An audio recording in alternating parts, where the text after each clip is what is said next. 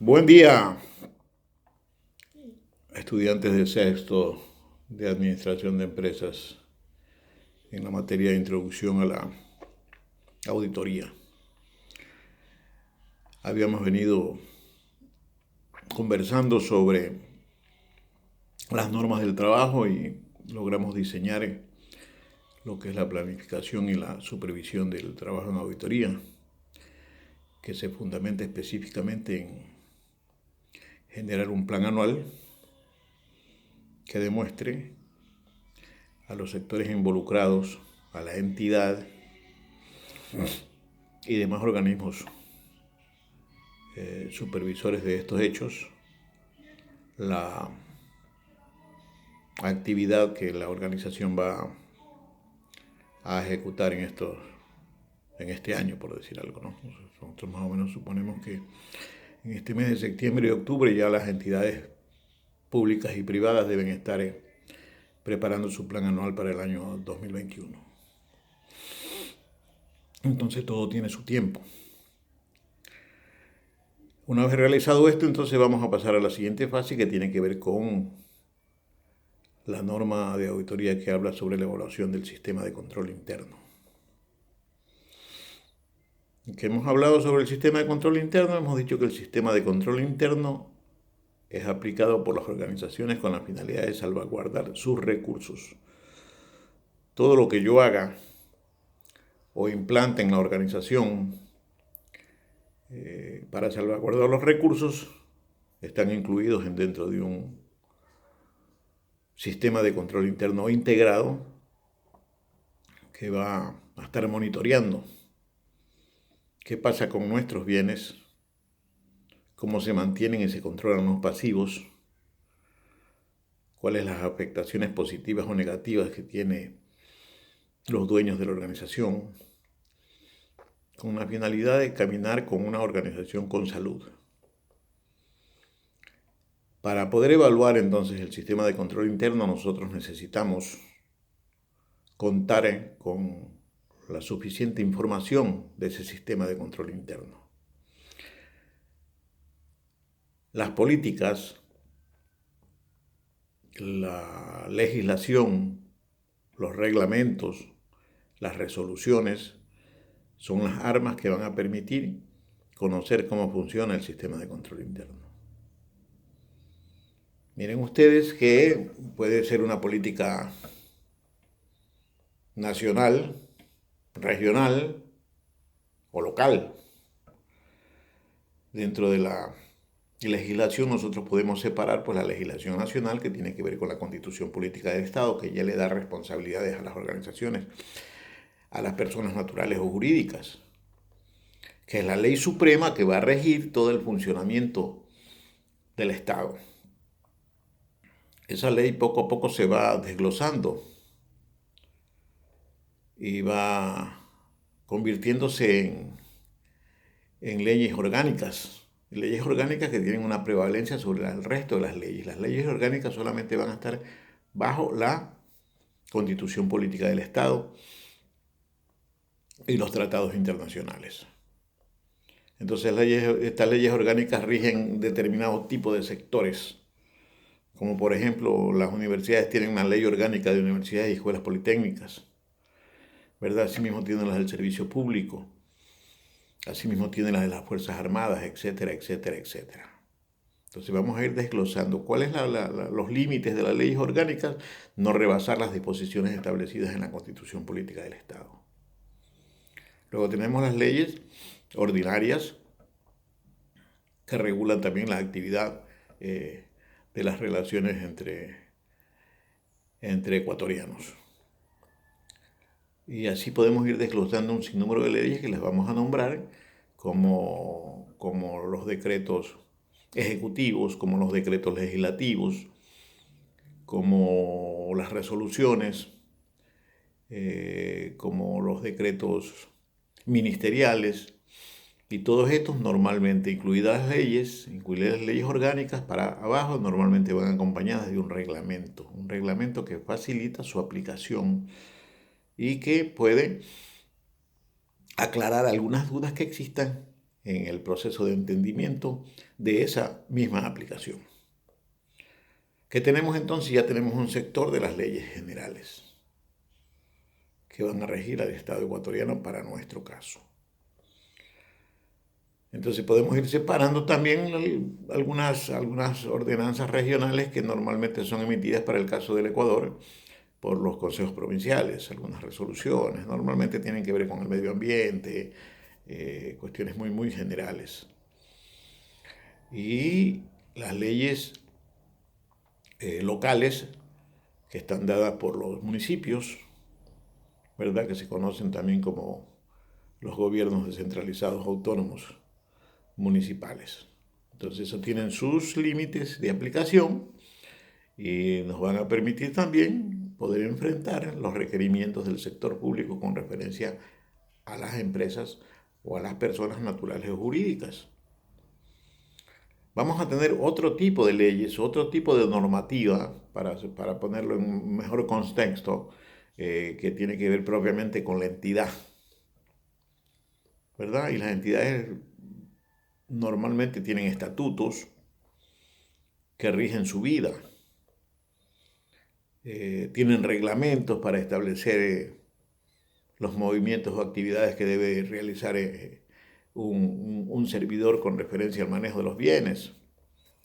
Supongamos reglamento de adquisiciones, el reglamento de personal, reglamento de manejo de caja chica, reglamento de uso y mantenimiento de vehículos, etcétera, etcétera. Es decir, hay todo un marco legal. Miren que ese marco legal tiene legislación nacional, legislación provincial, legislación cantonal y legislación de las entidades. Eso en sí, unido, se convierte en el sistema de control interno que debe aplicar las organizaciones.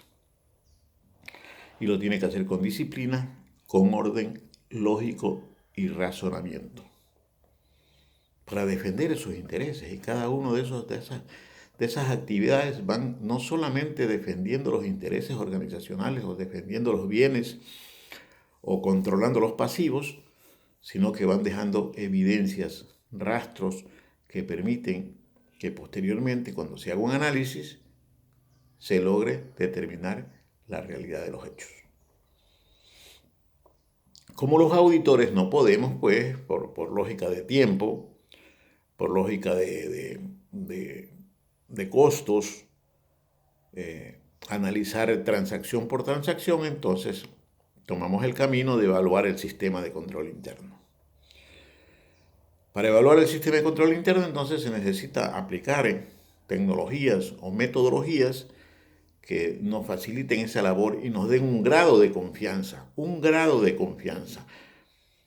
100% de la confianza muy difícil obtenerla, entonces nos van a dar un grado de confianza. Existen por lo menos conocidas 3 métodos aplicables para la evaluación del sistema de control interno.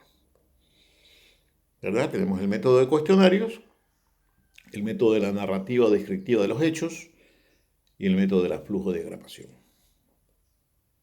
Entonces vamos a empezar con el método de cuestionarios. Por medio de preguntas, yo voy a intentar obtener información que me permite establecer si las actividades se estén realizando con aplicación de la normativa. La experiencia de los profesionales le va a permitir escoger las preguntas más significativas.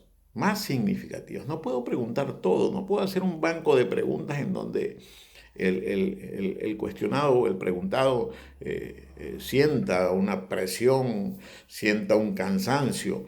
Voy a escoger las preguntas selectivamente de manera que apunte a descubrir probables desviaciones. Esa es la idea. Entonces yo voy a tomar el área que voy a evaluar, voy a revisar la ley, voy a escoger los artículos de ley más importantes y esos artículos de ley más importantes los voy a convertir en pregunta. Miren ustedes, ¿verdad? Leo la ley, interpreto cuál es su intención y en lugar de hacer una investigación punto por punto de cómo se realizan las actividades, voy a preguntarle a los servidores, que son los que conocen la actividad, ¿verdad? Lo que está pasando. Convierto la normativa, la legislación, el artículo en pregunta. Supongamos para el caso de los universitarios ecuatorianos, ¿verdad? La Constitución política dice, el estudio hasta el tercer nivel será gratuito. Entonces, ¿quiénes pueden conocer? ¿Quiénes pueden conocer si se está rompiendo con esa norma constitucional que abarca a todo el sistema educativo hasta el tercer nivel? Yo tengo que seleccionarlo. ¿Quiénes son los que van a saber eso? A los servidores universitarios que tienen relación con el área financiera, las autoridades universitarias que tienen que relación con el manejo de los sectores. ¿Y quién más puede ser un informante especial? El estudiante, que es el que va a saber si le están cobrando o no le están cobrando valores. El momento que le cobran valores por cualquier acción que facilite su estudio, entonces significa que están rompiendo la Constitución política del Estado. Para mayor evidencia, la Ley Orgánica de Universidades y Escuelas Politécnicas también está tipificando eso, repitiendo lo que dice la Constitución política del Estado. Entonces yo lo que tomo es el artículo y lo transfiero en forma de pregunta. Y puedo utilizar mi creatividad para generar esa pregunta, ¿verdad? ¿Usted realiza alguna erogación o algún pago por estudiar en la Universidad Técnica Luis Vargas Torres de Peralta? Suficiente, ¿verdad? A los servidores les pongo, en cambio, la universidad recibe ingresos de sus estudiantes para realizar su actividad académica. Una pregunta que me van a contestar. Y así voy tomando todas las normativas. Si tiene que ver con caja, entonces tomo el reglamento del manejo de la caja o el reglamento del manejo de los ingresos. Si tiene que ver con la caja chica, tomo esa información que tiene que ver con la base legal, ¿verdad? Si es de los vehículos, entonces va a haber un reglamento de vehículos. Si es el uso de los locales, etc., siempre va a haber resolución, reglamentos o legislación que puedo aplicar. En el caso no consentido de que no hubiera alguna legislación específica, el auditor tiene la posibilidad de aplicar lo que se conoce con el nombre de práctica sana. Hay cosas que no pueden estar escritas de pronto, que no van a generar una sanción de ninguna naturaleza, porque la ley para sancionar tiene que tipificarla como desviación, pero sí me va a permitir evaluar y dar una recomendación que permita que se cree la norma para el futuro. Entonces yo voy a ir teniendo una opinión sobre cómo está funcionando el sistema de control interno. Los auditores, los contadores le dan una evaluación allí un poco subjetiva con referencia a las respuestas y lo que debe hacer para determinar un valor y establecer la fortaleza o debilidad del sistema de control interno, que particularmente yo lo aplicaría, pero no estoy de acuerdo en tanto y en cuanto no se apliquen unas cosas que se llaman, o unos controles que se llaman controles de cumplimiento, ¿verdad? Las pruebas de cumplimiento. Porque yo puedo preguntarle a una persona, ¿usted deposita los valores que recauda? El tesorero me va a decir que sí, difícilmente me va a decir que no, porque ya va a saber que está comprometido en el asunto. No digo que no hay excepciones, sí hay excepciones de gente que lo dice porque sabe también qué se hace con el dinero y no está comprometido en ese proceso. Pero yo prefiero la evaluación subjetiva un poco dejarla como información general. Cuando ya esté haciendo pruebas de cumplimiento, entonces yo sí puedo comparar en las áreas en que yo he profundizado mi estudio, si la evaluación del sistema de control interno o el funcionamiento del sistema de control interno es productivo o no es productivo.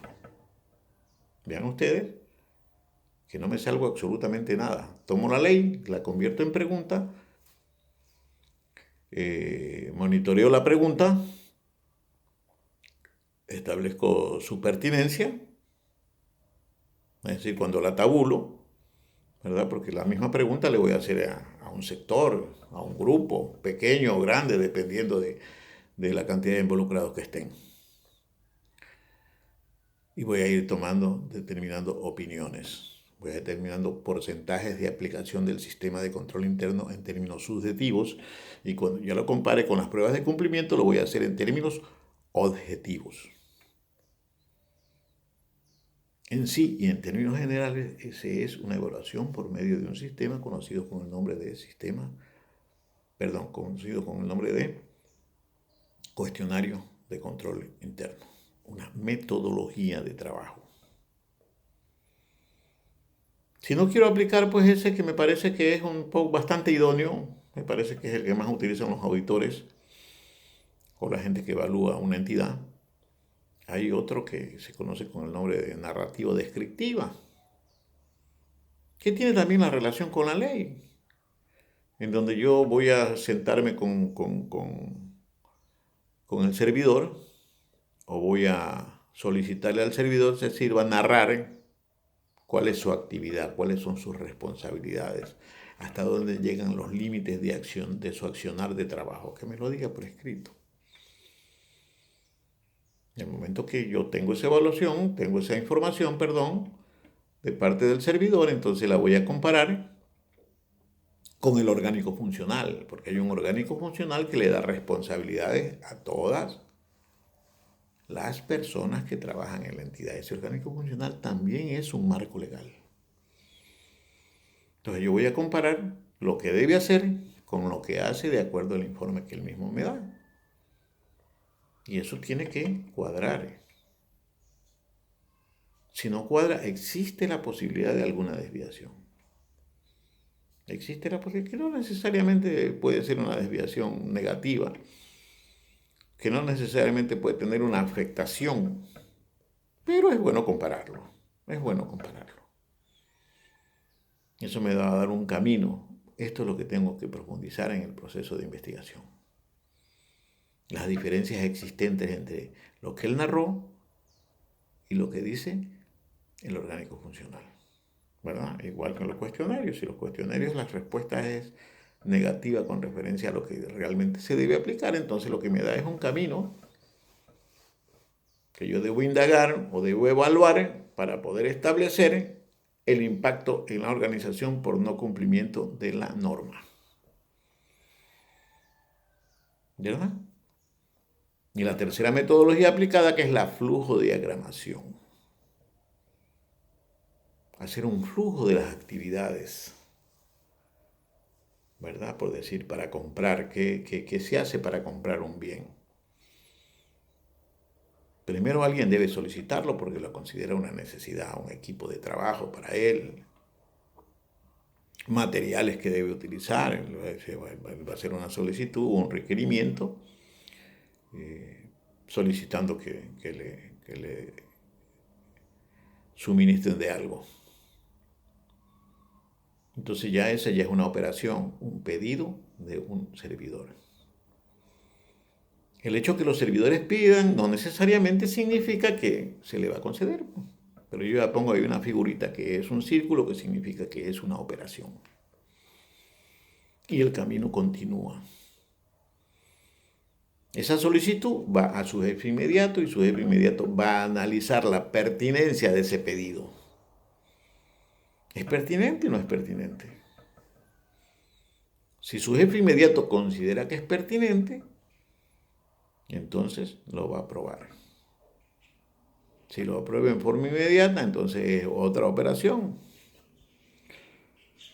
Si lo deja para revisarlo después con mayor tranquilidad, entonces se trata de un descanso temporal, una especie de archivo temporal hasta después resolverlo.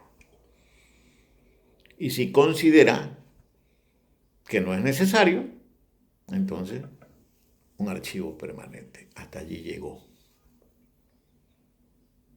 ¿Verdad? Y eso se registra en el flujo con una gran D mayúscula que se llama descanso. Y puede tener un descanso temporal o un descanso definitivo.